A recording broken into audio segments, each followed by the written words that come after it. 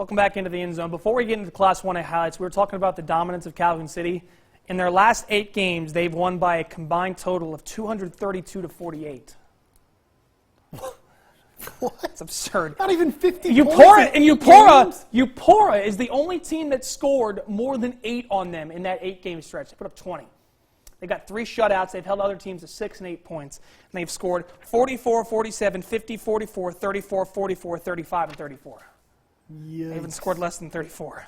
Wow. That's just insane. So, Calhoun City wow. Baldwin's going to be a great 2A North that final next Friday. Okay, into 1A North. How about Smithville? A team that we've talked about has just had a rough go of it with injuries lately, but that didn't stop Smithville from continuing to play their behinds off, and they did it tonight against a Ray Brooks team that has some athletes. Here going to stop in the second quarter.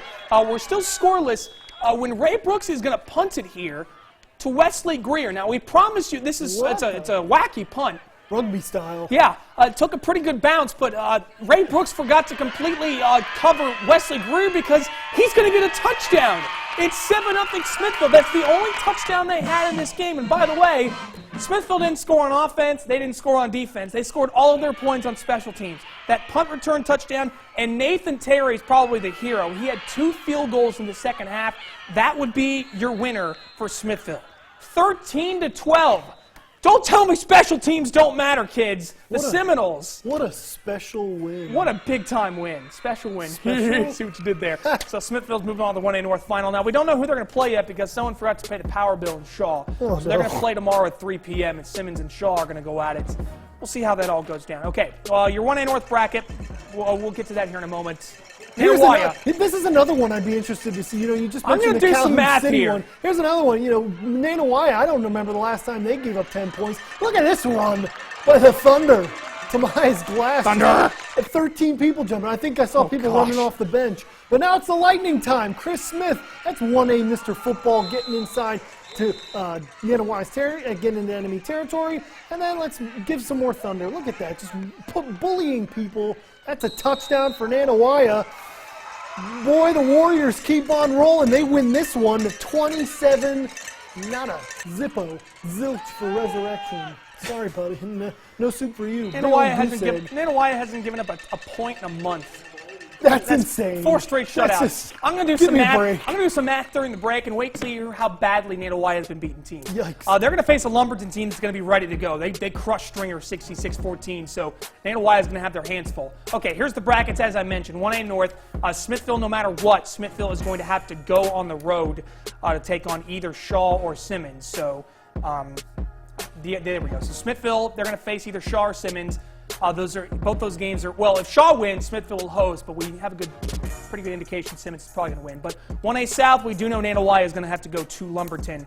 So we could get an area team in the state championship of 1A. We'll just have to wait and see. We're going to go over into West Alabama when we return, so don't go anywhere here on the End Zone. Back here in the End Zone, presented by OCH Regional Medical Center, we're going to talk about how badly Nanih Waiya has been beating teams here in a moment. But let's go into West Alabama first. Gordo, still perfect, still undefeated. The Green Wave are one of the top teams in Class 3A over in Alabama. Taking on the team that put them out last year. That's Bayside Academy, but Bayside did not have any. Didn't matter which side they were on. They were going to lose tonight, taking on Gordo. That's a pass from Quinn Chapman to Pat Manning, and then S.C. Davis. That's disrespectful, yeah. That's just ridiculous. A stiff arm, and he runs away for the touchdown. Gordo had many more points after that. As they cruise again. Gordo's going to have to go on the road, though, next Friday as they defeat Bayside Academy 55-21. That's the first Pickens County team that won tonight. Let's go on to the second one. Aliceville was taking on Elba. This one was weird. Elba! What he said. Yeah. Elba.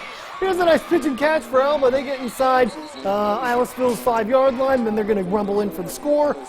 But Aliceville, they dominated early in the first half, but then it got a little bit weird in the second half, going back and forth. Elba made it a little bit interesting, but in the end, Aliceville wins the shootout 52-44. Fantastic win by Aliceville. They'll keep it rolling next week.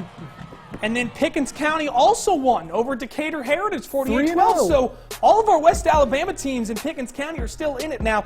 Aliceville and Gordo will have to go on the road. Pickens County will be at home taking on Addison. So that's going to be fun to keep an eye on. I can do math really fast in my head. and also on paper. But Nanih Waiya has, in their last 10 games, they've won by a combined total of 497 to 25. I've never heard of that before. Oh, my Lord. All right, we're going to talk about the brackets, and we're going to finish up the show when we come back. I can't believe that. And it could be even... All right, your North half finals are all set. We're going to run down our area ones. Lake Cormorant will be at West Point in 5A. In 4A, Pontotoc will be at Lafayette. In Class 2A, Baldwin will be at Calhoun City. 1A North, Smithville's going to have to wait on who they're going to play. It'll either be Simmons or Shaw. And then 1A South, Nanih Waiya will be at Lumberton. By the way, I did a little bit more math. In Nanih Waiya's 13 wins this year, they've won by a combined 619 to 58. They gave up 1 touchdown at home this year. 1. That's absurd. Who are they playing? Lumberton? Lumberton. Lumberton's lucky they're at home, I guess. They are indeed. Hey, that's week 14. We're going to finish it all up. Week 15 next Friday. We'll see you then. The WCBI EndZone Show with Robbie Donahoe and Tom Ebel is brought to you by OCH Regional Medical Center, Carl Hogan Toyota, East Mississippi Community College, and Max South.